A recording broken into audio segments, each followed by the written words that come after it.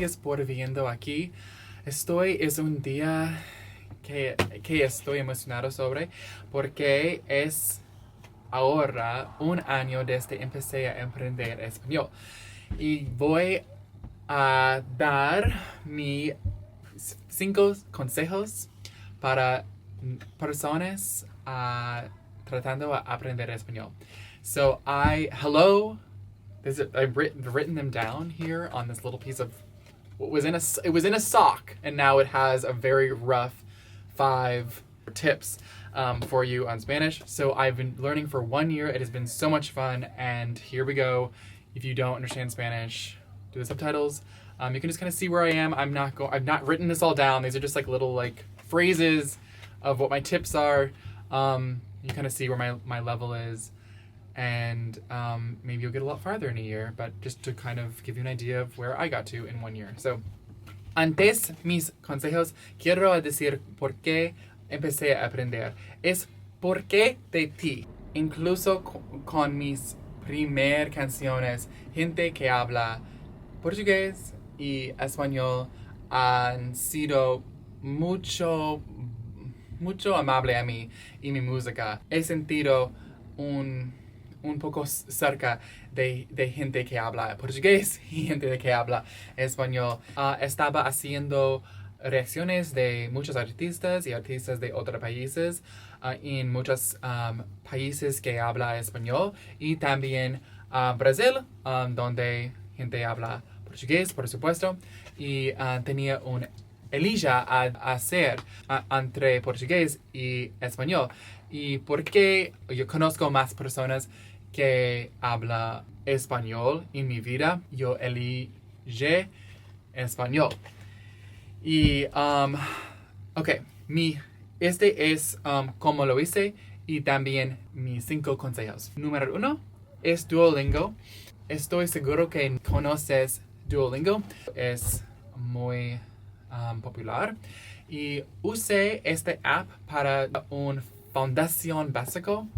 Este estaba perfecto para el cuando sabía nada. Después empecé a hablar con personas en otros países con un sitio de web llamada Italki. Pienso que Italki es increíble y las personas que yo conozco de Italki están increíbles o son increíbles. Tengo un tutor en México, un tutor en España y un tutor en España, pero él es de Colombia. Entonces tengo 3 acentos a aprender porque es un poco difícil. Yo recuerdo cuando solo tenía un tutor en México y cuando empecé a hablar con ese tutor en España, no entendí nada porque su acento estaba muy diferente. Pero ahora es no problema y no parece muy diferente a mí ahora. 3 es Netflix, porque Netflix es divertido y es que uso más de apps a aprender ahora porque puedes mirar programas en español con subtítulos en español. Y este es el mejor forma a aprender, pienso, porque ahora pienso que es más fácil a hablar que escuchar. Escuchar y entender.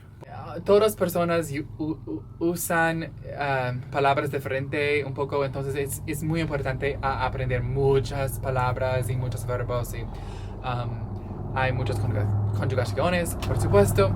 Entonces, 4 es Mate.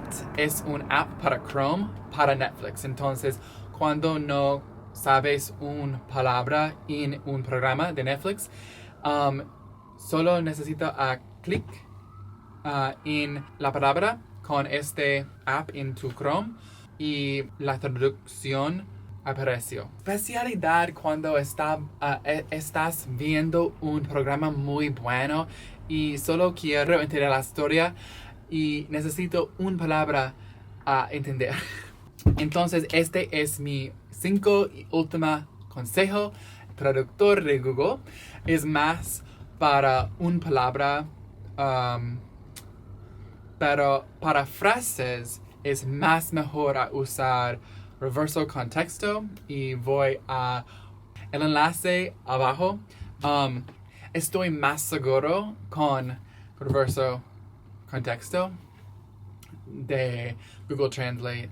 Google Translate es divertido a veces. Pienso que, ok, cometí muchos errores, yo sé, pero este es parte de aprendiendo. Y gracias por siendo tan amable a mí y por tu apoyo y gracias por tanto. Ella ha sido un tiempo muy importante a mí y tiempo muy divertido y estoy emocionado para el futuro. Ok, gracias por viendo mi canal. Como siempre, siento mucho agradecido. Ok, gracias y este es todo. Ok, adiós.